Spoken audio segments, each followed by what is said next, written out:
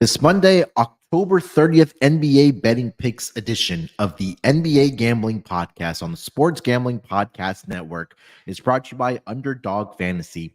Underdog has just added Pick'em Scorchers where you can win 100x, plus every Sunday they're giving away $100,000. Use promo code SGPN at Underdog Fantasy for a 100% deposit bonus of up to $500.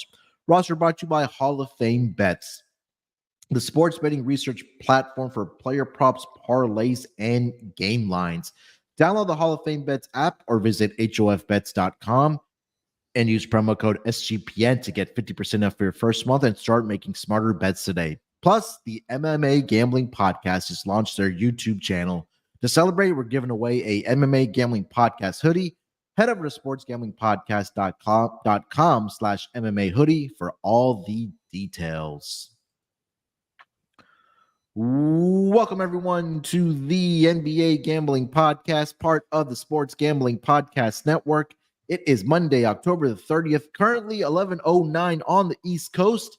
Here to get into the 11-game schedule in the association on this Monday. And joining me here to help me break it all down, you guys know him as the voice of the Tennis Gambling Podcast, the WNBA Gambling Podcast, the NFL Gambling Podcast, the MLB Gambling Podcast, and of course, here on the NBA Gambling Podcast. It's Scott, Studio Reichel. Scott, what's going on, my man? Nothing much. Looking forward to the games on Monday. Should be fun. I know last episode on Friday, my picks were not the greatest, but it happens. We'll look to bounce back here. Should be fun. Had a pretty entertaining NBA watch yesterday when I was watching the Lakers and Kings game get into overtime. Pretty fun. Kings got the job done in the end, but it was still a very solid game to watch nonetheless. You watch any of it or any basketball in general over the weekend? Yeah, I caught the I wasn't going to watch the Bears and the Chargers last night. I think that game was over by halftime. But yeah, I caught the Lakers game against the Kings and then the Clippers and the Spurs, and that wasn't much of a game either. But yeah, I caught some NBA action yesterday. Obviously the most exciting game was the Lakers and the Kings. That went into overtime where the Kings took care of business there. So yeah, pretty eventful NBA day at least in the night there, Scott. Yeah, just watching it play out, the Lakers look like the same team as last year.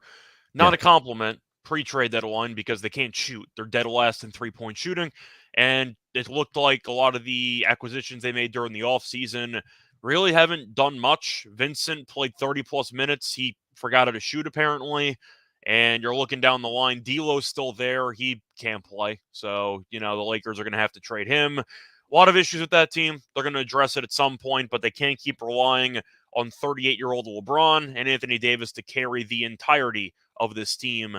Supporting cast, simply put, not good enough. And that was the issue that I noticed in the Phoenix game. I know they had a great comeback and they won the game. Phoenix had Durant and nobody else, and you were down double digits in the fourth quarter. Now, you came back and you won it, but that's a problem because you're supposed to be viewed as a title contender. And the supporting cast, Reeves has been terrible the entire year since they paid him. The only guy who's been actually decent as a supporting cast member from the outside, I guess, is Taurean Prince. Yeah. That's really it. I mean, nobody else can shoot. Hachimura's hit a couple of threes here and there, but damn, D'Lo's not any good. Like, I've criticized him for a while, but it's not working out. He's going to have to get shipped off. Yeah, I think that move is probably if they're smart, come sooner rather than later. Gabe Vincent hasn't been very good either. 0 of 11 from three-point land. All over again. Yeah. To start the season. I mean, he's definitely going to turn around, but not the greatest start right now as far as from a shooting perspective for this Los Angeles Lakers team. What's last season was pretty much their downfall because, again, they didn't have a lot of guys that can shoot the three ball last season. I know they tried to address it with Gabe Vincent. I know Rui Hachimura can knock them down, but he's not really that 3-point shooter that you're looking for. Austin Reeves, I think, will eventually turn around as well. I mean, still early on, but again, there's question marks right now for the LA Lakers from a supporting cast perspective and at the point guard position as well for the Lakers. Hopefully they do make an upgrade with with D'Lo being possibly shipped out just after 3 games of the regular season. Scott, 11 games here on Monday to get through. Again, like we usually do, we'll go through the side total and throw out some player props that we do like for these games. So let's just kick it off here, Scott. First game on the board here, we've got the Boston Celtics. They are in the nation's capital to take on the Washington Wizards. Currently, as it stands, the Celtics are a 10-point favorite with a total of 229 in this game. Trying to pull up the injury report for both of these teams. Give me just 1 second. Here we go. I see Gafford's questionable. That's basically it. Yeah, that's pretty much a significant one for both these teams. Your guy, Landry Shamet, not playing in this game, unfortunately, Scott. So I'm not sure going to be watching this Wizards game. He's dealing with a left toe injury. Other than that, pretty healthy squad here for both these teams. -10 as it stands here, Scott. What are you thinking? Yeah, well, I agree with ZSA. I'm going to go with Poole over turnovers as a good starting point. I think the Celtics win this game comfortably if they care. The Wizards won their last game against Memphis. Memphis on a back-to-back. And once again, the Grizzlies are not a very good basketball team if you just watch them. Not their fault. Ja got suspended. You ended up losing Steven Adams for the season. The point is you're just looking at the overall spot. And the Wizards on a back-to-back for the Grizzlies made the Grizzlies run, and they just couldn't handle it. So I'm not shocked that the Wizards won the game. It was just a good spot for them. I'm on Boston. They did not look good in the first quarter against Miami, but they responded well, and they eventually won the game by, I believe it was 8. So they didn't cover, but still, they had a bad first quarter, and they bounced back nicely. Boston, talent-wise, is light years ahead of this team, and you're looking at what the Wizards can do. Take a lot of quick shots. I mean, you're looking at Tyus Jones, who I like. You're looking at Jordan Poole, who is a high-volume guy. He's got talent, but he's a chucker, let's be real. And you have Kuzma, who's fine. Like, I like Kuzma. I think he's a good player. So that's really it. You don't really have anybody else. You can talk about some other younger guys. I know some people might throw in Avdia, who just got paid a decent amount of money. Kispert is in there, but once again, he's kind of a spot-up, only 3-point shooter.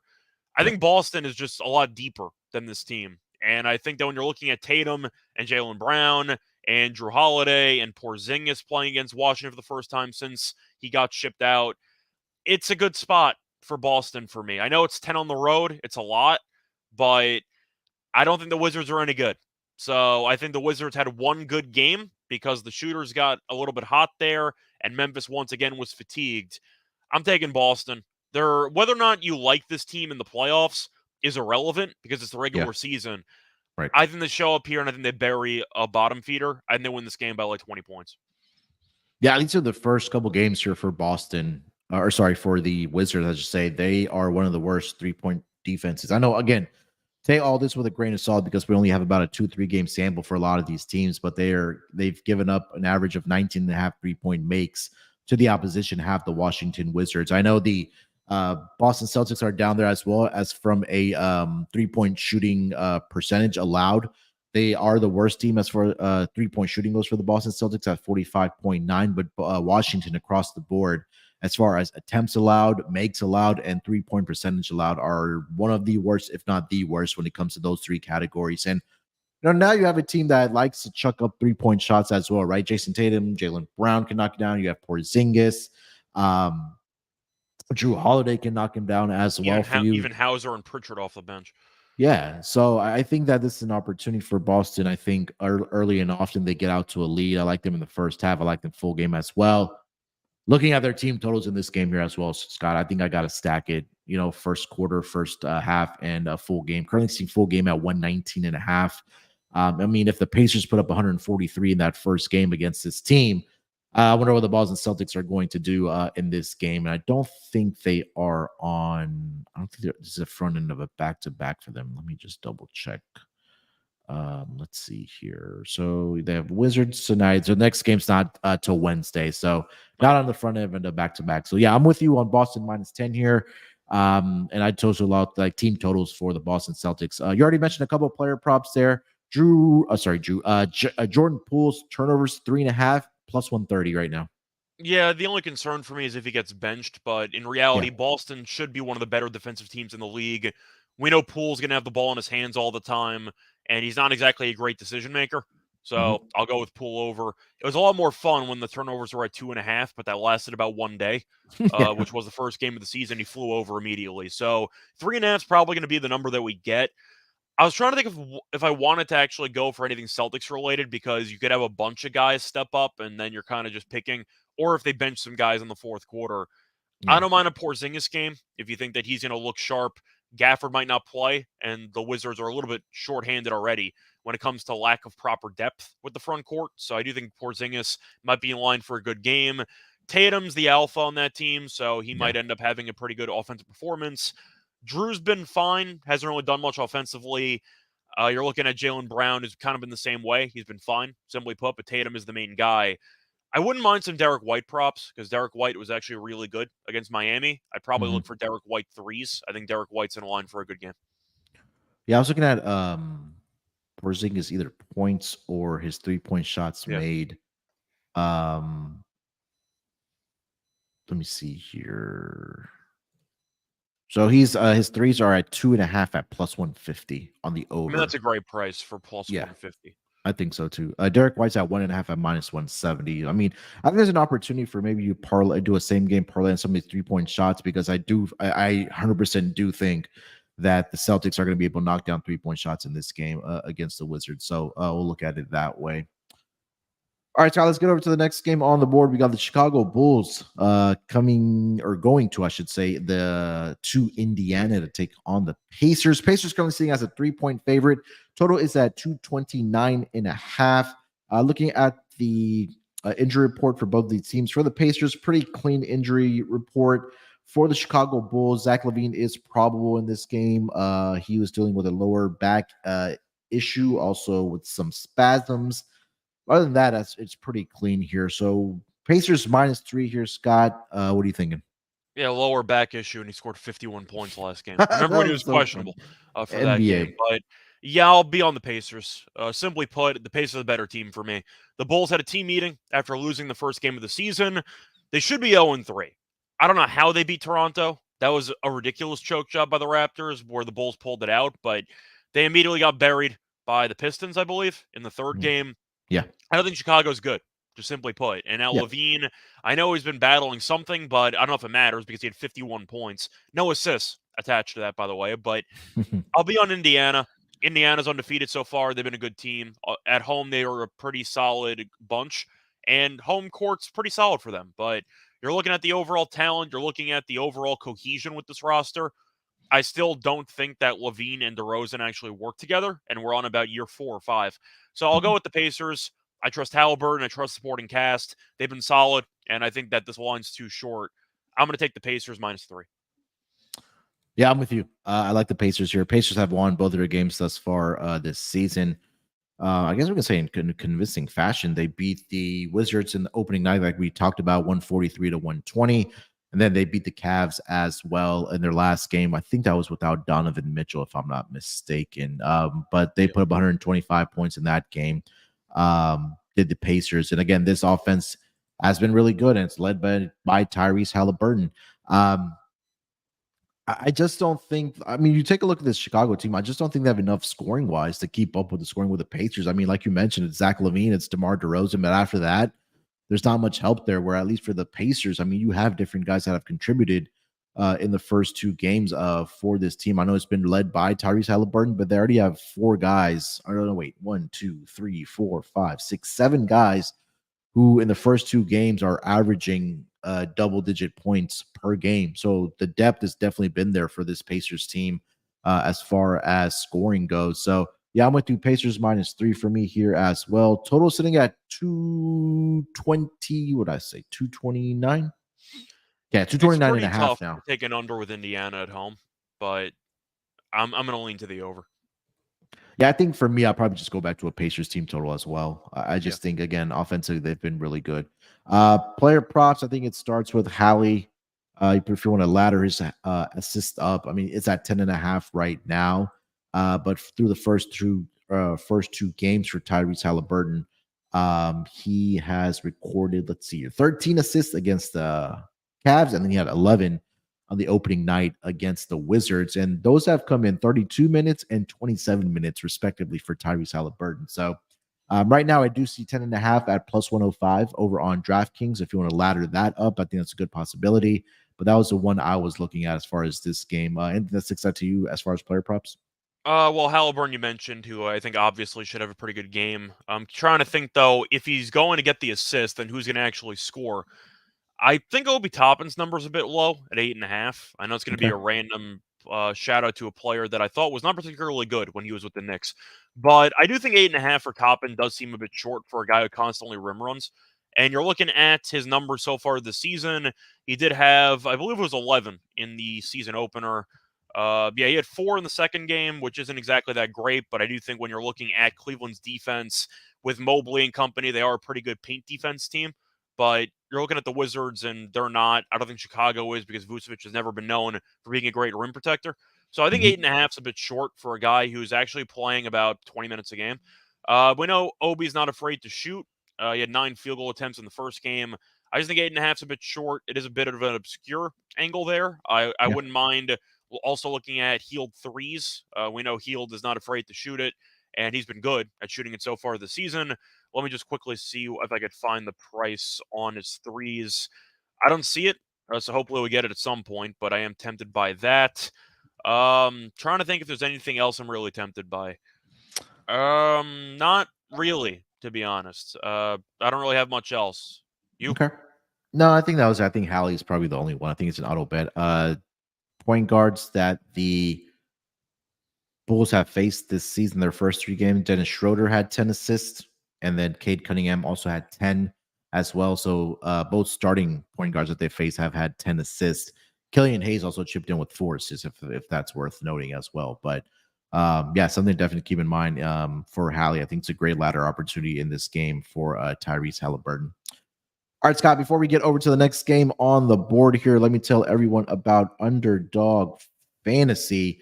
Underdog Fantasy has a way to play alongside your favorite football or NBA teams all season long. Underdog has just introduced Scorchers. Go 5 for 5 and pick 'em Scorchers and enjoy a spicy 100x payout. And for a limited time, Underdog is extending the first deposit bonus of up to $500. $100,000 Sundays continue on Underdog Fantasy. 10 lucky players will win $10,000 each. So watch along, make your picks, and maybe make a little cash over on Underdog's mobile app or website, underdogfantasy.com. When you sign up with promo code SGPN, Underdog will double your first deposit up to $500. Again, that's Underdog Fantasy using promo code SGPN. Stay tuned. At the end of the episode, we'll put together a Underdog entry for the Monday games for Underdog Fantasy. Also, MMA Gambling Podcast Contest. The MMA Gambling Podcast just launched their own YouTube channel. In honor, we're giving away a MMA Gambling Podcast hoodie to one lucky winner. Head over to sportsgamblingpodcast.com/MMA hoodie. Submit your entry today and make sure to subscribe to the MMA Gambling Podcast on YouTube. All right, Scott, let's get over to the next game on the board here. We are going to let's go over to Charlotte, where your Brooklyn Nets are visiting the Charlotte Hornets. Nets currently sitting as a 1-point favorite in this game on the road with a total of 228. Looking at the injury report for this game, Nick Claxton has been ruled out for the Brooklyn Nets. Cam Johnson is also out for them as well. For the Charlotte Hornets, pretty clean. I mean, just some role players here. I mean, we know James Bouknight's coming, trying to make a recovery from left knee surgery. Cody Barton is out as well, and Frank Ntilikina is also out as well. Brooklyn currently sitting as a 1-point favorite. Scott, do you think they're warranted to be a 1-point favorite here? I think they actually are. I find it fascinating that the line, I believe, opened up with Charlotte being -1. Then Cam Johnson and Claxton got ruled out. and now they're favored. So that's pretty telling to me. I'm going to take the Nets. I've seen the Hornets play this season. I don't think they're very good. I saw them beat the Hawks in the first game of the season because the Hawks couldn't shoot, which was kind of the story. Charlotte didn't exactly wow me. Then they ended up losing pretty comfortably to Detroit at home in the second game. That was not close. Now, the argument for the Nets or against the Nets, this team should struggle rebounding against Mark Williams and Nick Richards and not having Claxton in the lineup, which is a bit of a problem. But once again, the Nets have 2 losses this season, 2 games they probably should have won. They played the Cavs and they choked away a 6-point lead with about 2 minutes to go. Then they played the Mavericks and Luka. I can't even describe what the hell Luka did in that fourth quarter. He had 49 points. He had 8 threes. It was one of the greatest shooting performances I've seen. You probably saw the one-hand bank shot he hit in a tie game in the final minute where that was from like 37. It was disgusting. But the point is, I didn't think the Nets played badly in that game. Luka just did Luka things, and that's going to happen. But the Nets are 0-2, but I think they're a fine 0-2 team. Like, I don't think they're not going to finish above 500, but I do think that this team is feisty, and they should be better by season's end than Charlotte. I'm going to take the Nets here. I think that it's pretty telling with no Cam Johnson. The line actually went up for the Nets. I'll take the Nets here. I think that they're the better team. Yeah, I can't get behind the Charlotte team either. I know agreed so far on all 3 picks here, but I think what really sticks out to me is that Charlotte, like you mentioned it, you nailed it, that the Charlotte's first victory of the season came against Atlanta, who were not able to knock down a 3-point shot, or they shot very, very poorly from the 3-point line, did the Atlanta Hawks team. And I think last night or yesterday, I should say, afternoon was a great case of when they are knocking down their shots against Milwaukee, we saw what they were able to do. Now you're coming into this game. I know the Nets are missing about 2 starters here, at least with Nick Claxton and Cam Johnson, but I think this is an opportunity that if they're able to rebound the basketball well in this game and really limit the second chance points for the Charlotte Hornets and do their best job of keeping Mark Williams off the boards, at least on the offensive glass, and also guys like PJ Washington as well, and really limit their chances, I think that they have an opportunity to clamp down on defense. Because when we talk about defensively, we talked about at the beginning of the season that they have guys that can play defense. Ben Simmons, talk about, Dorian Finney-Smith, you talk about Mikal Bridges as well. So I think that, again, defensively, they should be able to put the clamps down on the Charlotte Hornets. So I'll lean with the Nets here as well. You have any thoughts on the total? I think I'm going to lean to the under in this one. I just think 228 is too high. The Nets offensively have been okay, but I still don't trust them to execute late in close games. And the Hornets I've seen, they don't do anything special for me. Trying to think of what exactly the main threats are for the Hornets. Of course, you have LaMelo, who has not been shooting that well so far this season. Rozier's been okay, but, I mean, from the outside, not really. PJ Washington's been fine, but I just don't think this team is very good offensively. So I'm going to lean to the under. This number just feels too high to me, especially with the Nets missing 2 starters. So I'll go with the under. Yeah, I think I know Kaysen mentioned LaMelo Ball triple-double. I know Steve Clifford said that he's going to be limited to around 30 minutes to start the season. I'm trying to find an update on that. I think that will probably come out later in the day. But if you take a look at the first 2 games, he's played 33 minutes and 31 minutes. So right around that, around obviously an average of 32 minutes per game. But I don't hate. I mean, at plus 850 for LaMelo Ball to get a triple double. He almost did the last game against the Pistons, where he did have 20 points, 9 rebounds, and 9 assists. So maybe look at his rebounds and assists to go over in this game. I didn't really have any thoughts on the total. I think there's the player prop market more intrigued me in this game. The first 2 games for the Nets, I've been on Ben Simmons rebounds and assists to go over. Those have cash. Now the market has finally adjusted to it, where now it's up to, I believe, 16.5 for Ben Simmons assist and rebounds combined. I still think I'm going to like the over on that, just because, again, Nick Claxton is out, your main rebounder.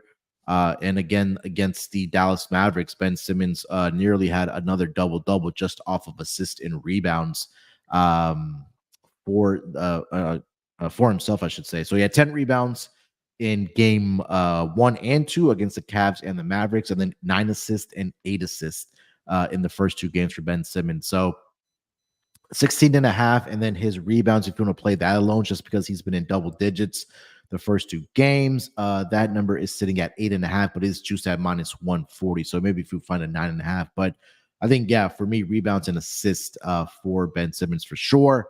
I don't know if you have thoughts on that, Scott, and then I also wanted to get into Cam Thomas here, obviously, as well. But player props you're looking at?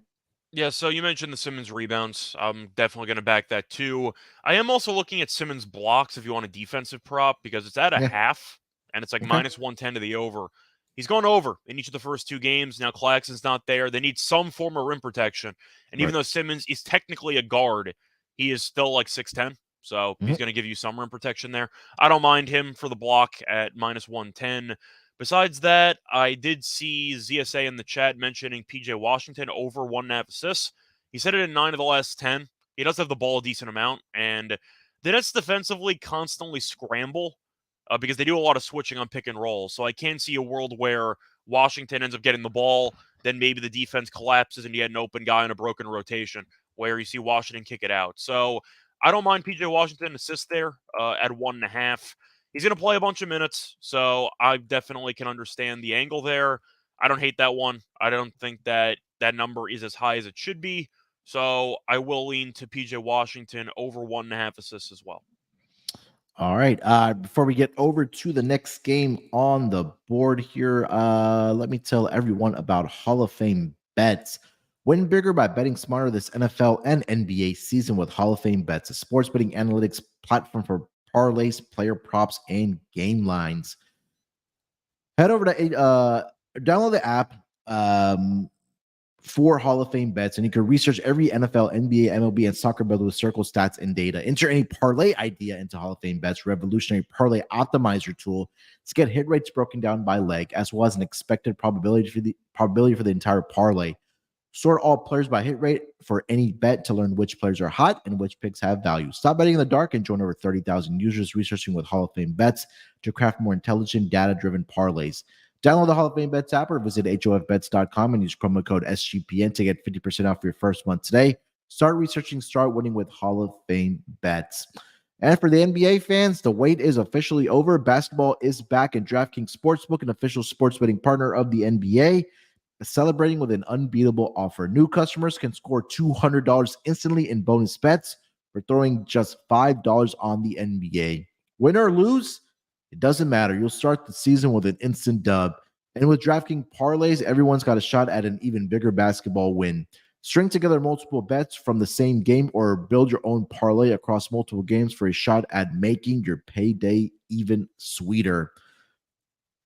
Basketball is more fun, and when you're in on the action, download the DraftKings Sportsbook app now and use promo code SGP. New customers can get $200 in bonus bets instantly for betting just $5. Only on DraftKings Sportsbook with code SGP. The crown is yours. Gambling problem? Call 1-800-GAMBLER or visit www.1800gambler.net.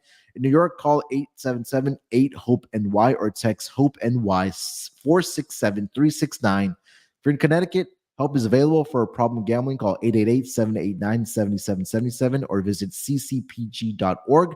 Please play responsibly. On behalf of Boot Hill Casino and Resorts, Kansas, licensee partner Golden Nugget, Lake Charles, Louisiana. 21 years or older, age varies by jurisdiction. Void in Ontario. Bonus bets expire 168 hours after issuance. See sportsbook.com see sportsbook.draftkings.com/basketball terms for eligibility and deposit restrictions, terms, and responsible gaming resources. All right, Scott, let's get over to the next game on the schedule here. Let's go to the north. We'll go to the Raptors. The Blazers visiting the Toronto Raptors. Raptors currently sitting as an 8.5 point favorite in this game. Total at 217. Looking at the injury report for both of these teams. For the Raptors, OG Anunoby is questionable. He is dealing with some leg issues. It's officially classified as muscle cramps. Precious Achiuwa is also doubtful here today for the Toronto Raptors. He has a left groin strain. Portland played yesterday, and they have some extra time to submit their injury report. They didn't play well, but they played allegedly. They made an effort. Did they? They lost by 28 points. Did they actually leave an effort? I think we're all down on Portland after the Damian Lillard trade. We knew that they were going to be terrible, but yeah, no injury report submitted for them yet. Currently, the Raptors are an 8.5-point favorite here. Scott, are we laying it with the Raptors? So the Raptors are on the other side of that massive comeback by the Bulls over the weekend, but Toronto's 1-2. They lost to Philly by 7. I guess no shame in that on a back-to-back. Ended up losing to the Bulls, of course, in that game they should have won. They won their lone home game. Their only win actually came in the first game against the Timberwolves by 3. Portland's bad. I mean, this team is awful. They're probably the worst team in the league at this Yeah. point. I mean, they're not even close most of the time. So the question is, do I want to lay 8.5? Not really. I know it's a back-to-back and there's travel involved, especially going to Canada. Maybe I just think 8.5 is too high. I'm not going to bet this at all. There's no chance I bet this, but I think on principle, I got to take the points. I just think 8.5 is too many. Like, I think Toronto missing Anunoby, and I'm not a big Achua guy, but still, it gives them front court depth. I just don't think Toronto's worthy of being 8.5 favorites. And you can make an argument that Siakam and Barnes and company can still play well. I'm not going to disagree with you there. Yeah. But I just think that this line feels a little bit steep.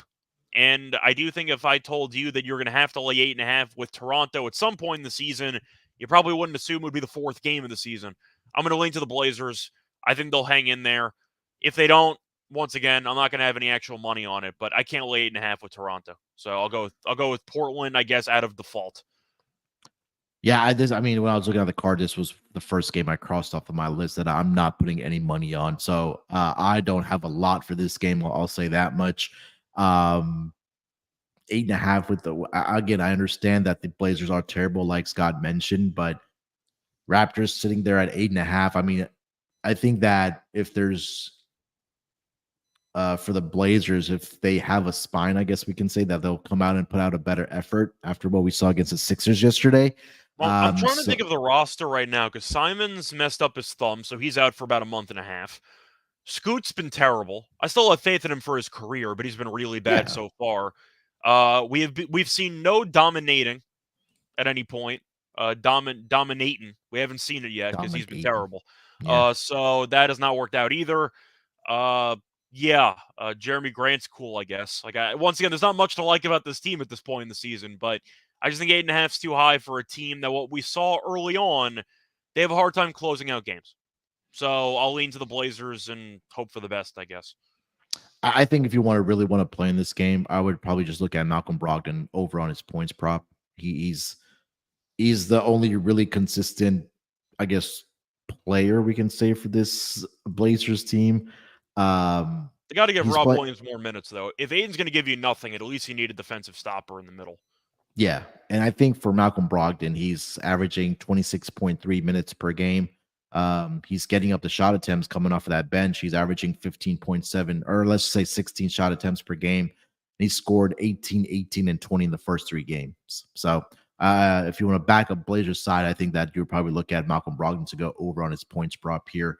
That was one I was looking at. I know Jeremy Grant is coming off a very bad shooting night last night against the Sixers, where he was just 5 of 16. But do you have any other player props that you do like in this game? I think I have to be tempted by Ayton rebounding. I know he's been terrible this season, but Toronto's had issues in the middle, and you just mentioned that Achua is not going to play. You still have Pirtle, who's they traded for some reason. I still don't know why. But I think Ayton, once again, should get the workload, at least the minutes. The issue is offensively, he hasn't done anything, but rebounding-wise, I think he can get some quality production in against this team. I'm trying to think if there's anything else I really like. I don't mind Siakam. Portland really doesn't have anyone that can guard him. You can argue maybe Jeremy Grant, but I don't know if Grant's actually going to guard him, so we'll see what happens. But I think people are going to be on Schroeder. I'm not sure if I'm interested because they do have Tybal on the roster, so we'll see if Tybal ends up guarding him or not. But I do think, look at this overall matchup. I like the under in the game, so I see a pretty ugly basketball game being played. So I think if I had to go for props, I mean, Siakam points is at 21.5, which just sounds a bit low to me. I know he has not been great this season, but still, I just think Portland's a bad defensive team, and I think that Siakam's going to have his chances. But 8 in rebounds, I just want to look at quickly. 9.5. I wrote it. Yeah, that's one I wrote down. What did you say the number was? 9.5. I think I have to lean over there. Once again, it's Yeah. not going to be a fun type of wager because you got to watch Ayton actually try to hustle for boards. But it's minus 105. Toronto's not exactly a big team by any means. If you want to fade that play, you can take Pirtle at rebounds, but Mhm. they're not much size, Toronto. They kind of decided to go for a more, just I'd say, a smaller, more athletic approach, and that's kind of what they're going for. But Ayton should do well on the boards because he has the matchup for it. So I'll lean to Ayton over 9.5 rebounds. I wanted to like do like a 10 rebounds each for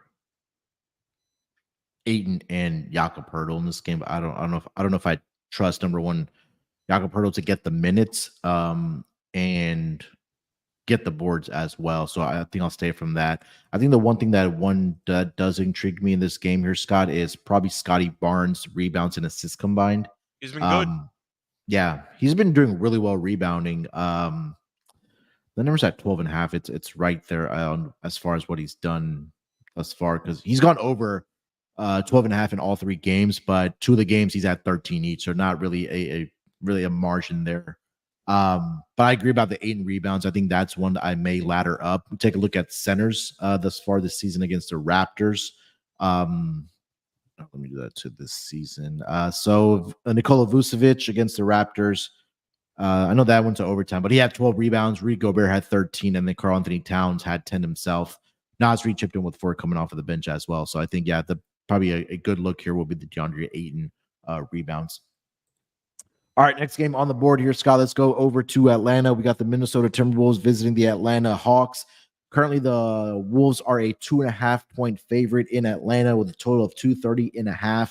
Looking at the injury report for both of these teams here, I am seeing, where is Minnesota?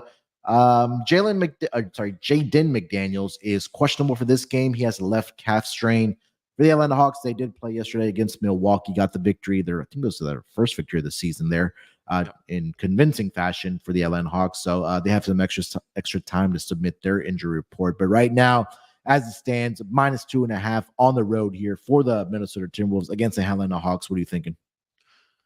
I understand the argument of it being a good spot for Minnesota because they beat the Heat last time out. They had a day off. The Hawks played against Milwaukee in Milwaukee yesterday. Atlanta kind of cruised in that game, so a lot of the starters didn't play many minutes. Trey played 32. That was the ceiling of the team for minutes. I think I'm just going to lean to Atlanta. I don't think the Hawks are as good as I was hoping they were going to be, but do I trust Minnesota on the road? Not really. I think Minnesota ended up beating up on a Miami team that was missing Jimmy Butler on a back-to-back. They buried Miami because of it, and I didn't learn anything from that game because I think everyone thought once we saw the Heat on the schedule on a back-to-back and Butler was immediately ruled out, I think we all knew Miami was probably getting buried in that game, and they did. So I didn't learn anything from that matchup. I'm going to lean to Atlanta. I think getting 2.5 here in the spot is definitely a good spot for a team that's historically good at home. Minnesota's played one road game, ended up losing to the Raptors in the opener. But I'm going to lean to the Hawks here. Once again, if they were in a competitive game where they had to play a bunch of minutes for a lot of starters yesterday, then I'd be scared. But they really didn't. They kind of just buried the Bucks and they coasted. So I'm going to lean to the Hawks. I think getting plus money for a team at home in the NBA is always a good deal when these teams aren't separated by much. I really don't think these teams are separated by much. I'll take the Hawks at home. You take a look at the box score. Atlanta yesterday, the most minutes played was Trae Young at 32 minutes. That's not bad.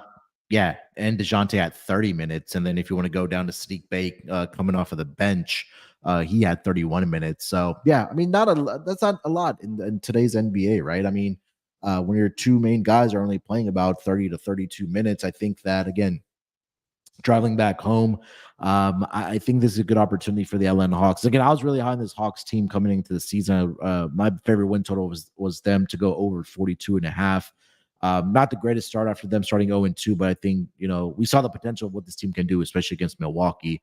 Maybe it was a look-ahead spot for Milwaukee because they do face Miami here tonight. We'll get to that game a little bit later, but they shot the ball well. They shot 40.5% from three-point land, 81% from free throw line, and they were 50% from the floor, or the Atlanta Hawks. So for Minnesota, I honestly haven't been able to watch a lot of their games thus far this season, and I really haven't been able to look at their box scores either. But I mean, they are 1-1 on the season. They beat the Miami Heat. They got Okay, handed a free win against the Heat, if we're being honest. yeah, I mean, they and got handed a then win.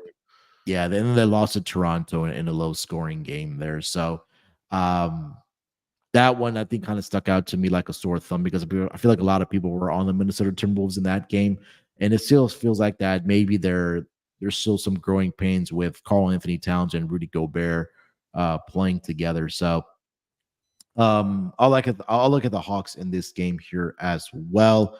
You have anything on the total in this game here, Scott? Yeah, I think the total's too high. I'm going to lean to the under. The Hawks once again didn't play many starters for the fourth quarter, but the argument that game yesterday landed 237 and Atlanta played basically a perfect game. This Yep. number's too high, just simply put. And I know Gobert, people give a hard time with defensively after all the playoff situations, but he's still a good rim protector. So I do think, once again, he should be able to affect some shots in the paint. You can argue Capella might be on the verge of being washed as a separate conversation, but he can rim protect too. I'm going to lean to the under. I think this number's too high. I think Minnesota offensively has not really shown me the elite upside yet, if they even have elite upside. I'm going to lean to the under. I think this total's too high. I was going to mention that at least through the first two games. Again, take all this with a grain of salt because we only have two games of sample games size. Sample size, right? Minnesota right now number 2 as far as defensive rating thus far this season. But again, you can talk about the quality of opponents that they have played as well. They haven't played an offense, like the Atlanta Hawks in this game. Anthony Edwards making a return back home where he was born in Atlanta, went to school at Georgia as well. Player props in this game. What are you looking at here, Scott? Well, you mentioned Edwards, so I feel like that's a good place to start. I think he has a good matchup here. Simply put, he's been a bit passive throughout his entire career, to be honest. He occasionally has some outburst games, but I really wish he was just more aggressive with the basketball because we know how good he is, and people keep waiting for him to take the leap. But it feels like he's constantly trying to get his teammates involved in the flow of the offense.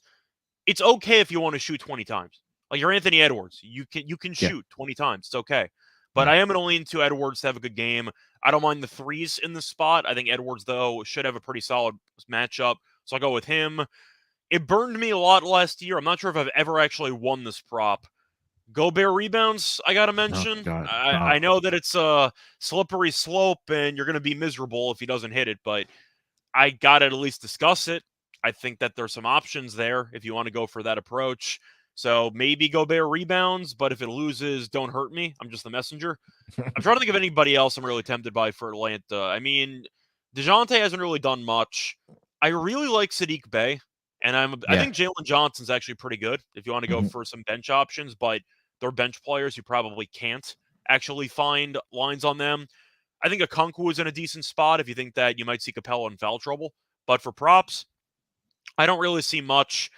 DeAndre Hunter plays a lot of minutes. I'm not sure he's a great shooter, so I can't take him. Bogdanovich is a solid shooter, but he comes off the bench as well, so I don't know if you're going to have props on him. Trey, do I want anything with him? Not really. So I think I'm just looking at Ant and maybe Gobert rebounds, but I think that's basically it. Jalen, I'm not sure if Jalen Johnson has been inserted into the starting lineup. He should get more playing time because Johnson's actually been really good this year. Yeah, because he did start against the who did they put? Milwaukee. I'm sorry, yesterday. Did Jalen Johnson, and he's been filling it up, man. He's been getting rebounds for them as well. I was trying to find his rebounding prop here for Jalen Johnson. That's at 6.5. He's gone over this in all 3 games, but again, for 2 of the games, he's had 7 rebounds each. Was trying to get maybe take advantage of his blocks and steals combined, but that's at 1.5 at -175. He's had at least 2 in every single game, and then he's had at least 3 blocks and steals combined in 2 out of 3 games for the Atlanta Hawks. So not much value there. Anything else for this game, or Scott? Well, you mentioned Jalen Johnson. If you want to kind of try to thread the needle, you can get him to make a 3-pointer at -140. He should get more playing time if he's going to stay in the starting lineup, so that is definitely appealing. It's kind of ironic because he had his first start last game and he played the fewest minutes of any game this season because they were up by so much in the fourth quarter. But Yeah. he has made at least 1 3 in 2 of the first 3 games. He's made at least 1 3 in 4 of his last 5, dating back to last year. He's going to get extra run. He'll probably make 3 attempts from 3. So keep an eye out for that. But him to make a 3-pointer is minus 140. I don't mind that one. For whatever reason, Trae Young loves playing against the Minnesota Timberwolves. 10 career games, he's averaging 32.6 points per game. Right now, I see his points prop at 24.5. He's going to shoot it. Yeah, he's gone over this in every single game except for 2 games against the Minnesota Timberwolves. That was back in his first career game where he only had 16 points. And then there was one game back in 2021 where he only had 20 points. But again, I think, and that was a game where he only put up 8 attempts where he had those 20 points. But other than that, I mean, he's going to chuck it up for sure. So if you want to take a look at Trae Young's points, 24.5 in this game. All right, Scott, let's get over to the next game on the board here. We'll go over to the Detroit Pistons. They are in Oklahoma to take on the Oklahoma City Thunder. Currently, the Thunder are a 6-point favorite, total sitting at 225 in this game. Injury report for both of these teams. For the Detroit Pistons, Bogdanovic continues to be out. Isaiah Livers, Monte Morris continue to be out as well. James Wiseman is probable for this game. For OKC, no injury report submitted just yet because I believe they did play yesterday as well against Denver, where they got absolutely walloped in that game, 128-95. Did OKC, but they were at home. They are in a back-to-back situation here, so no travel really involved for the OKC Thunder.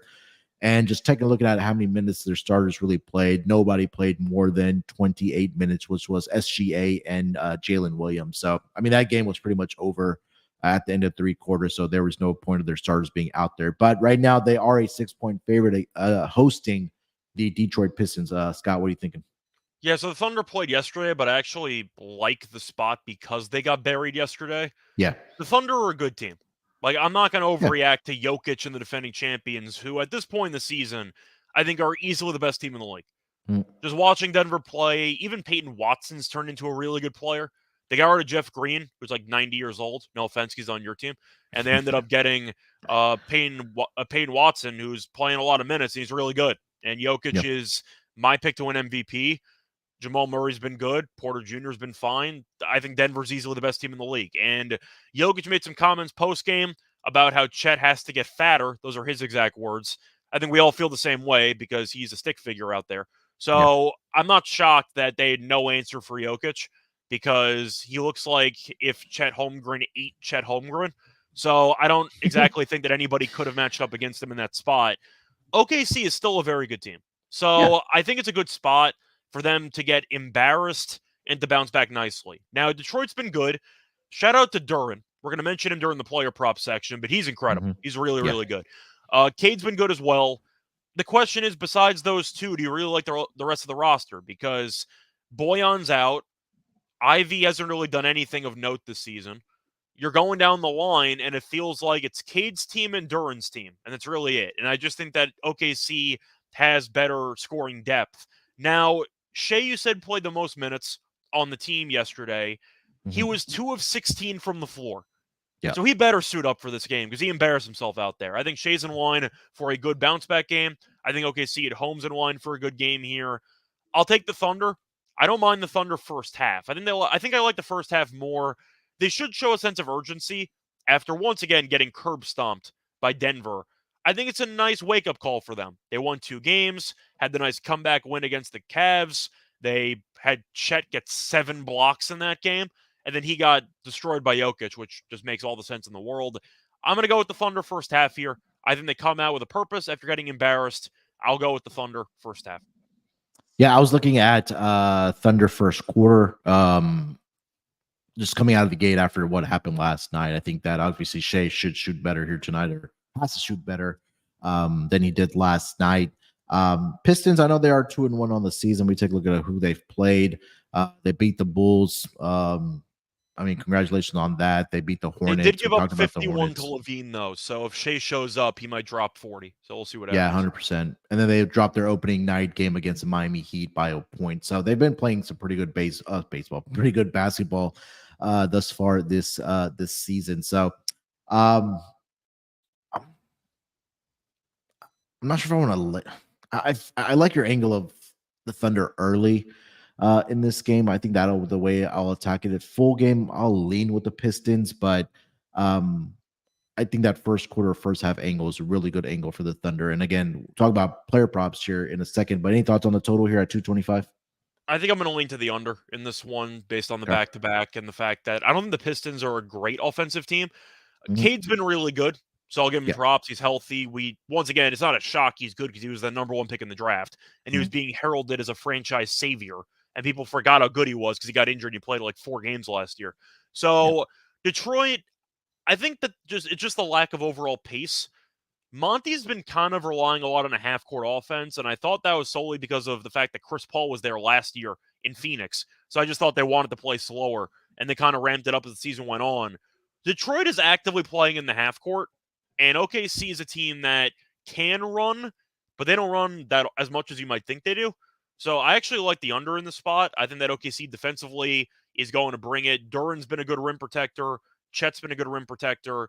I see a pretty low-scoring game. I think the Thunder can get to maybe 115. Do I see the Pistons getting to 110? No. So I'll lean to the under. This number just feels a bit high to me. Yeah, both of these teams haven't been really playing at a high pace either right now. OKC tied at number 18 for as far as fastest pace, and then the Detroit Pistons are the let's see here 1, 2, 3, 4, 5, 6, 7, 8th slowest team thus far this season. And you can notice it because Cade is a Yeah. guy that I don't know if it's just style of play or his preference, but it seems like he just prefers the half court and to make reads in that area. So I don't see many fast break points, simply put. Yeah. Sorry. Player props in this game? Duran rebounds. Yeah. I'm not going to overthink this. He's a phenomenal player, and I liked him a lot in Memphis. Shout out to Penny for actually getting him at Memphis, but guy's good. Simply put, he's 19 years old and he's an absolute monster. So I got to go with Duran. He might walk into 13, 14 rebounds at this point. If you want to look for a future bet, I'm not saying it's going to win, but Duran will lead the league in rebounding. I don't hate it at this point. I mean, I know we're about 3 games in. He's a monster for 19. Like, he's really good. I'll look for him. I am also going to look for Chet blocks.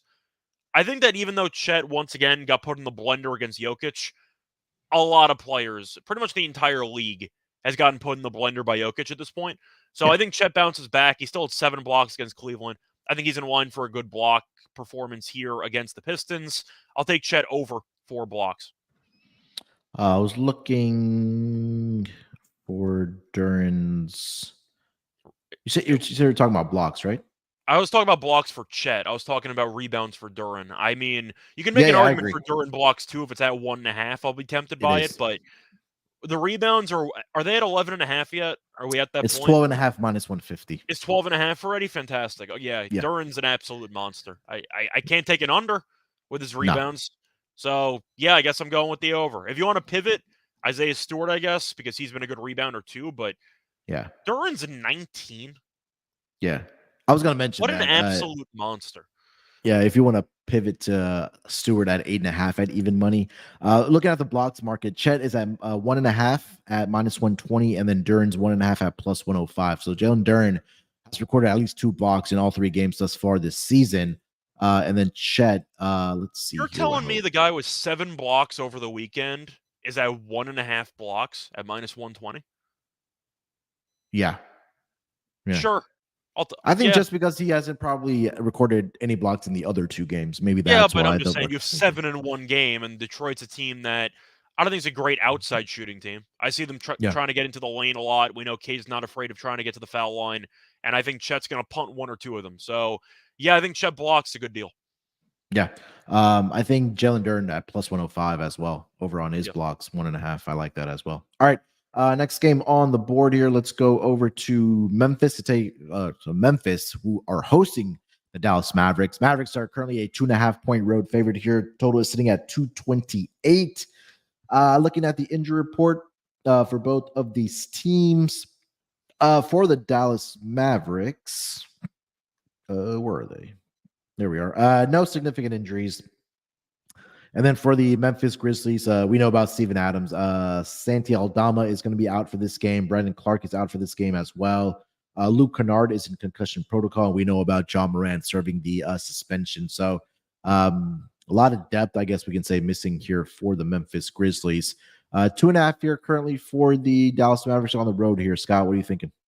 So Dallas has been surprisingly decent so far this season, but Luka has basically bailed them out of both games, which you can argue is by design because the entire offense is forced to go through Luka, and Kyrie's been deferring a bit more. So the Grizzlies just aren't a good basketball team. Like it's an interesting spot because I don't think Dallas is great either, but Luka's superhuman, so he can find ways to just make big shots late in games. We need to start having a conversation on Memphis to miss the playoffs. And I know that it's 3 games in, and that sounds like an overreaction, but with Ja missing another 20-something games, and with Adams being out for the year, is Memphis going to be like I'm trying to think of a record here. 9-16 before Ja comes back? Like, they're going to be bad.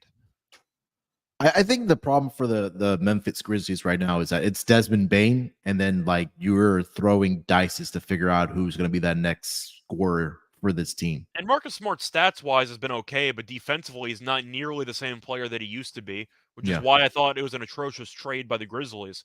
But I got to at least mention it because I don't think Memphis is very good. So I feel like if you want to look for a long shot flyer, Memphis missed the playoffs. Yeah, I think that sounds about right. You could probably hedge it mid-season for some automatic profit if you want to go the arbitrage route. I think having said that, do I want to lay 2.5 with Dallas on the road? Not really, to be honest. I think I'm going to lean to Memphis. Do I like it? Not at all. I'm not betting this game. It's pretty obvious I'm not going to bet this game. I'll lean to Memphis. At some point, you need to win a game. And I think that at home in the spot, Dallas, I still don't think is good. Once again, I don't think they're a good team. So they did lose to Denver, but they gave Denver its toughest test, and I think they forced Jokic into 9 turnovers. So I actually think that defensively they can do some things. I'm not a fan of the guard play, but I will lean to Memphis in the spot. I'm not going to bet it, though. So I'm telling you right now, even though I am leaning to Memphis, it's solely because it's plus money. No chance I put any bankroll on this game. I think you look at Memphis early in this game because Spurs got out. They put up 43 in that first game against the Mavericks. And they were up by, let's say, 4 points at the half for the Spurs. And I think and the Nets were competitive in that game as well. We talked about it. They were up by 2 points at the half. So I think Memphis first half might be worth a look here. Because, again, for Dallas, in both of their first 2 games, they've had to come from behind and get the victory against their respective opponents in the first 2 games. And again, for a Memphis team that should be pissed off that they're 0-3 right now. This is an opportunity for them to come out early, especially at home where they've been really good over the past several seasons where they're 0-2 right now. I think it provides a good opportunity for Memphis, at least in the first quarter, first half, to come out and play well. Total sitting at 228 in this game here. Scott, any thoughts on that? Dallas doesn't guard anybody, but Memphis can't score. I really don't have much for this one. I guess I'm leaning over.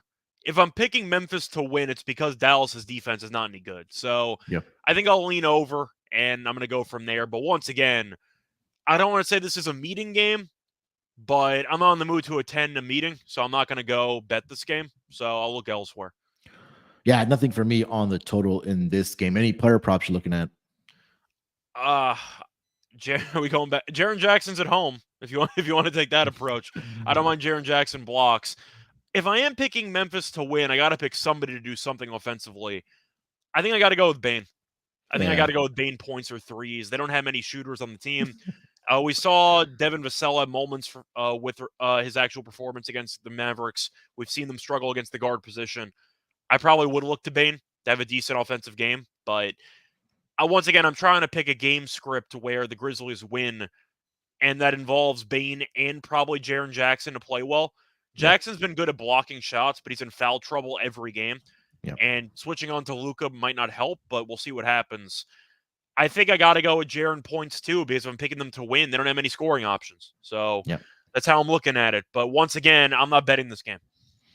Jaren Jackson right now is blocks right 1.5 at -150, and it's funny because you mentioned the home, I guess edge we can say that he brings or he gets when he blocking shots. So the first two home games, Pelicans 5 blocks against the Denver Nuggets 3 blocks, and then he had 1 block against the Washington Wizards. So It's 1.5. I got to take yeah, the over at so if you that. want to parlay that with maybe Chet, blocks and put I don't know together a what small Jaren parlay 3 there. blocks is, but it's probably a decent plus price. So I'd take that too. Let me see if I can find an alt blocks. Yeah, there's alt blocks here. Let's see if I can quickly find If it. it's over 140, I'll take it.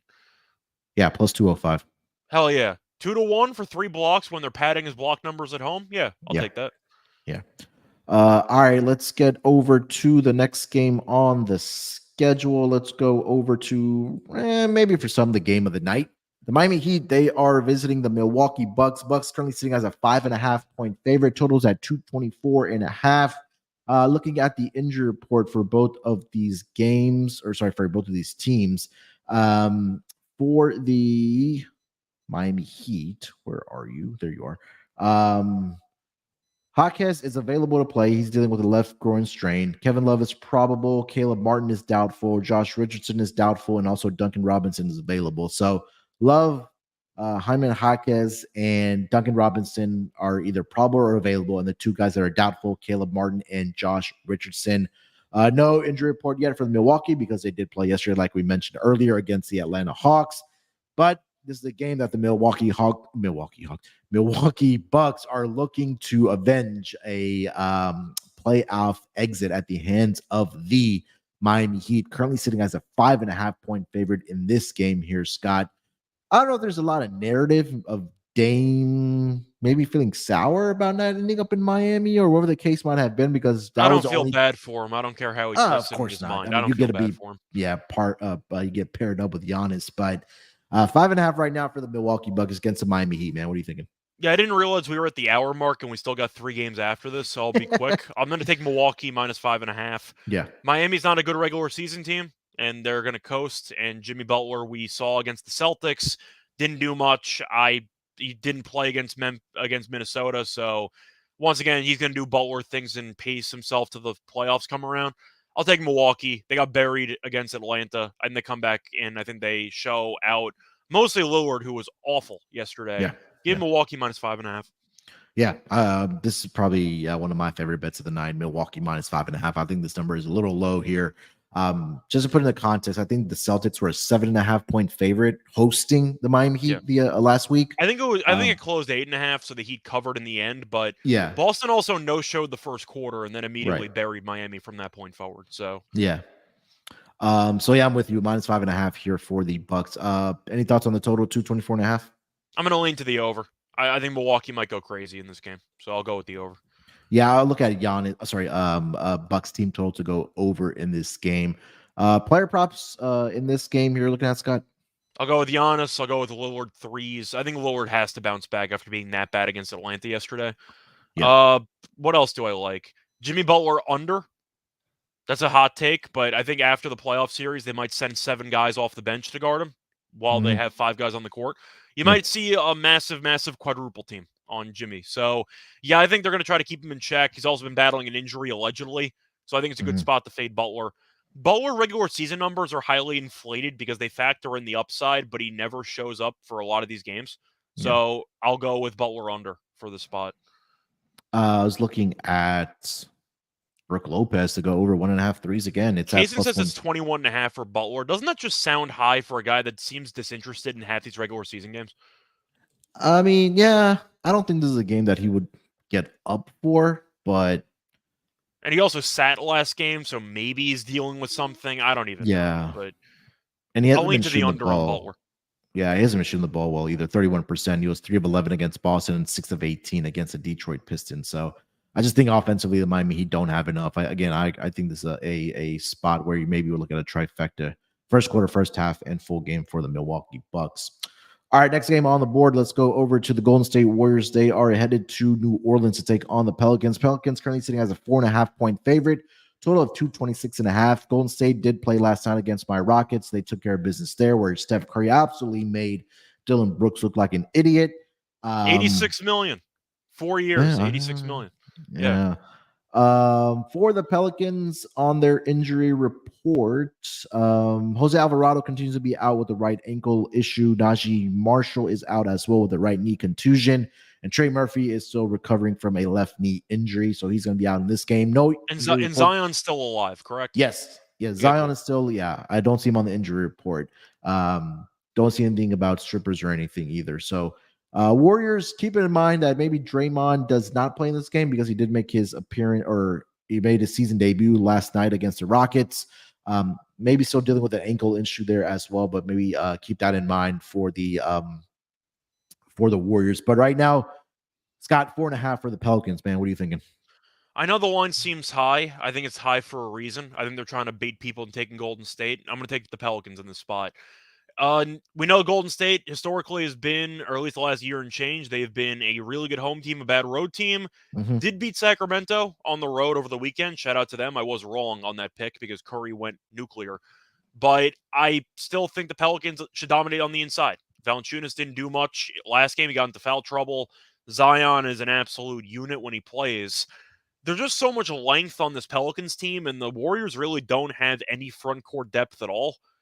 I think the Pelicans have a pretty good game plan to get the job done, and I think with the home crowd behind them, they'll get up for this game. Yeah. The Warriors struggled against the Rockets for a decent portion of that game before the Rockets kind of no-showed the fourth quarter. But I am going to go with the Pelicans. I know it's going to sound a little bit of a scary line to take, but I think it's warranted. I'll take the Pelicans at home. Give me Valanciunas or Zion or both having double-digit rebounds. Besides Looney, Golden State really can't rebound. So I'll go with the Pelicans minus 4.5. I think there's 2 games last season. Pelicans. I know we talked about the Warriors at volumes last season about how bad they are on the road, but last season the Pelicans hosted the Warriors twice at home. They won 114-105 and then 128-83 against the Warriors. So yeah, I'm with you. I like this line as well. I think you're 100% correct that the books may be baiting you and trying to take the Warriors. You're at plus 4.5. So I like the Pelicans here minus 4.5 on the spread here. Anything on the total 226.5? I think I'm going to lean to the. Do I want the over? I think I'm going to lean to the under in this one. No real strong opinion here, but the Pelicans are a team that doesn't go as fast as they should. And I wonder if Golden State on the second of a back-to-back maybe rests some guys. We'll see what happens. So I'll lean to the under. I don't feel great about it, but I'll go with the under. Hey, Kason mentioned we love the long pods to our fans. So yeah, I mean, don't want to make it too long, but yeah, we love talking about hoops, especially with 11-game slate on the Monday schedule. But yeah, as far as props, I really didn't get a chance to dig into a lot of here. Maybe Valanciunas rebounds. He killed me last game against the Knicks personally, but Yeah. he got into foul trouble. Zion, I see it's 6.5. It's at like minus 145, minus 148. I like the over on Zion boards. Okay.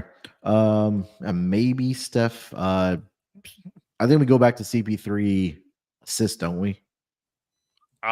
Yeah, whether he comes off the bench or not. He's been very Yeah. consistent with it, and he has done well against the Pelicans.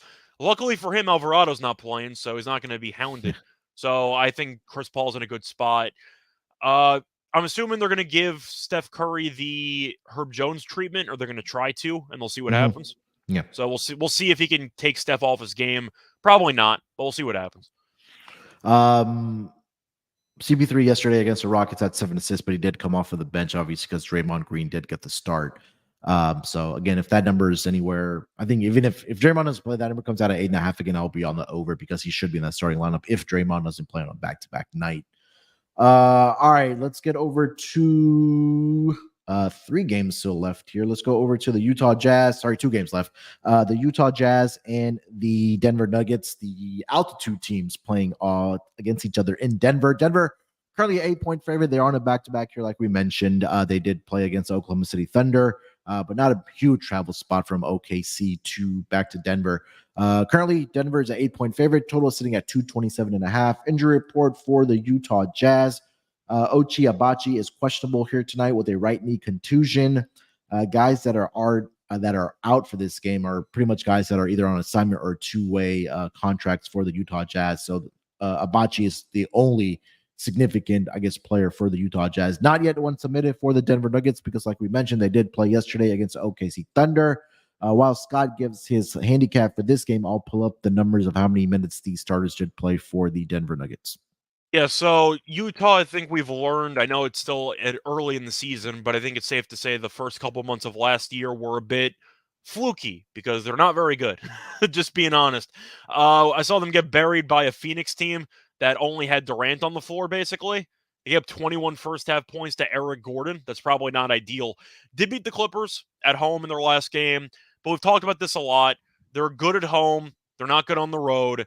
They don't guard anybody. So I think Denver team total over is worth a look. But yeah, it's really tough to make a case against Denver because I think they're easily the best team in the league. And I think that Jokic, of course, is incredible. Jamal's been, I mentioned it before, but the fact that Peyton Watson turned out to be a really good player after they lost Bruce Brown and they lost Jeff Green just basically says that they're swapping guys in off the bench and it doesn't even matter because they're just going to win every game. Denver might win. Denver's going to win 60 plus games. Just watching them play, they're going to win like 65. Like this team is phenomenal if they stay fully healthy. So I'm on Denver. This team's incredible. Like there's really no way to. I can't use enough adjectives to describe how good this team is. I'm going to go with Denver. I know Utah, it's a divisional game. You can make an argument Denver might be overlooking the Jazz. Jazz got embarrassed against Phoenix. Maybe they step up. I'll believe it when I see it. I'll take Denver. This Utah team can't guard anybody. So I'll go with the Nuggets to probably score 125. Give me Denver in the spot. Jokic triple-double all day, every day. I think the assists are going to be there. A lot of backdoor cuts, a lot of dunks at the rim. I think Jokic puts on a masterclass in this game. The minutes yesterday, I was going to mention that the Denver Nuggets, the most minutes yesterday was 30 minutes. Three guys, Joker, Murray, and KCP all played 30 minutes. Michael Porter Jr. 25, Aaron Gordon 23. So maybe a similar situation here tonight for this Denver Nuggets team. But yeah, I mean, you can't get it from this Denver Nuggets team right now. I mean, they're taking care of business. They've, I want to say, blown out all three of their opponents. I know the Grizzlies game was close, but they couldn't hit a shot in the fourth quarter. They were winning basically the entire game. Yeah. So again, like we mentioned yesterday, they won by 33 against the Oklahoma City Thunder. They won again by 12, against the LA Lakers. That was a road game, right? They beat OKC on the road by about 30. Yeah, so this is only their second. Yeah, this is only their second home game this season. Lakers obviously on opening night in their last two games. Memphis and OKC were on the road, so they go back home tonight to host the Utah Jazz. But yeah, short and simple for me. -8 for the Denver Nuggets here tonight. I know you mentioned Jokic triple-double. I got to go with Michael Porter Jr. on his rebounds, 7.5. I started at plus 105 this morning. I know it was at plus 110 last night. Let me see an updated number here. It is at minus 105 now. So looks like there's some money coming in on that number for Michael Porter Jr. as far as his rebounding prop. But he's gone over this projection of 7.5 in all three games, averaging 11.3 on the season. First two games, he had 12 against the Lakers, 13 against the Grizzlies, and then 9 against the OKC Thunder. So at 7.5, I think that he can definitely get this over this number against the Utah Jazz. Any other player props you're looking at here, Scott? Not really. I feel like if I was looking for any other Nuggets players, I probably would consider Murray threes. But I just think Jokic has a great game. I'll stick with Jokic. Yeah, T-Rock mentioning he took MPJ's double-double at plus 320 on DK. Yeah, I really do like that. Actually, I am thinking if I want Aaron Gordon liability, because I just mentioned there's going to be a lot of backdoor cuts. And if you're going to be looking at Kessler probably guarding Jokic somewhat away from the basket, there's going to be a lot of backdoor cut opportunities for Aaron Gordon. I think Gordon might have a good game today. Curious to see what Gordon's steals and blocks is before we get to the last game of the night here. Gordon, 1.5. And he's had at least 3 in all 3 games thus far this season. So maybe that's worth a look. 1.5 at minus 125 for Aaron Gordon, steals and blocks combined. All right, Scott, last game of the night. We have the Orlando Magic. They are in Hollywood to take on the Lakers. This line opened up around, I want to say 3 or 3.5 in favor of the Lakers. That number is now down to -2. Total sitting at 218. We talked about it at the top of the show. Lakers coming off of the overtime loss in Sacramento yesterday. They're traveling back home now to play Orlando, Orlando's probably been there for at least a night. So rest advantage for the Orlando Magic in this game. I know you mentioned the numbers or the amount of minutes that the two starters or the two stars for the Lakers played last night. LeBron played 39 minutes Anthony Davis played 42, Torian Prince 41, D'Angelo Russell 41 as well. So heavy minutes for 4 of the 5 starters yesterday for the Lakers. Well, the Magic want D'Lo to play, just to be clear. Yeah, and no significant injuries for the Orlando Magic. It's guys with two-way contracts that are out for this game. But I think it's Magic in the spot here, right? I think it's a good spot here for the Orlando Magic. Yeah, I bet it last night at 3.5, and I'll take it again. I think the Magic are going to win the game. I think it's a good spot for them. I got 3.5 because one book went rogue and gave me an extra point and a half for free, which I'll do every time. But I think at 2, I still got to like Orlando. I have a hard time believing LeBron and AD are going to play north of 30 minutes together after they played north of 39 minutes together in the game yesterday. Sacramento's also an up-tempo team, so there's added running involved. Like it's such a bad spot for an older core. They're going to be exhausted. I got to take Orlando. They played their last game in Portland. I'm not sure if they actually flew back or not. Probably not, but no. Orlando's good. I mentioned their coach to potentially win Coach of the Year. I mentioned Orlando being a playoff team, 7-1 to win the division. I thought was appealing. And I just think Orlando is a solid team. You're looking at the depth they have. They have a lot of bodies, which can tire out the Lakers because they can throw a lot of different looks at this team. Jonathan Isaac's even alive. Can you believe it? Like, I think that he can even give them some decent defensive minutes. Fultz is good. Cole Anthony's been good. Franz looks like he's potentially going to be a candidate for most improved. As of right now, it's going to Maxey or Duran, but still, the point is he's been very good. Banchero's a solid player. I like this team. Simply put, give me Orlando money line.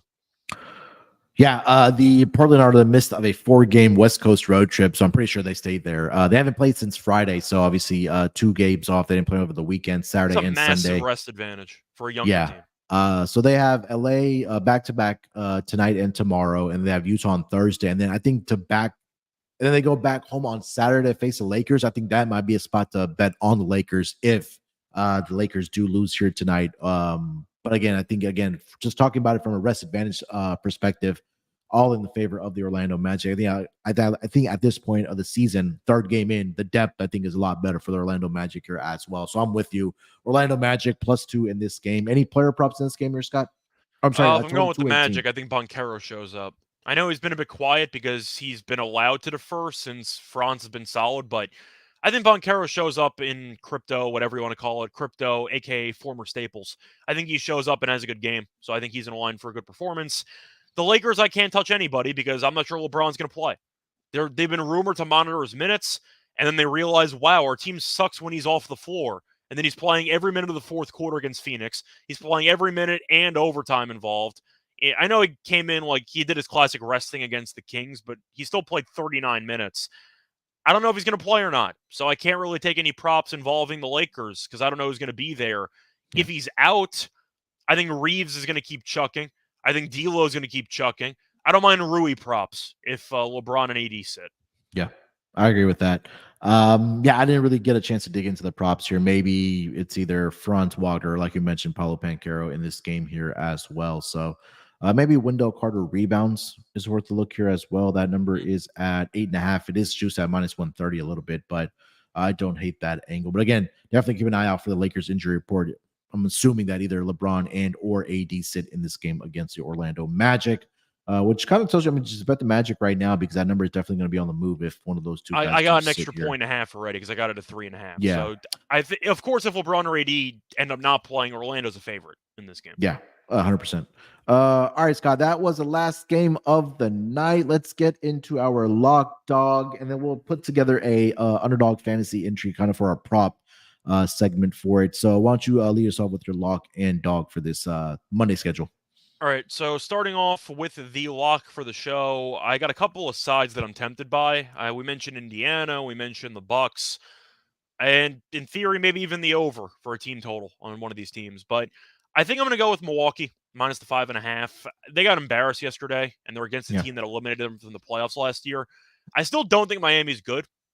I've said this several times, and I do think with Butler already missing games, you can argue that he just didn't want to face off against Minnesota because he's looking ahead to the Milwaukee game. It's a home game for Milwaukee. You have to show up. Like, you got absolutely buried last time out against Atlanta. A lot of the starters didn't play the 4th quarter. We saw that Dame basically no-showed the entire game against Atlanta. Shout out to DeJounte, who played good defense, but I still don't think Miami is good.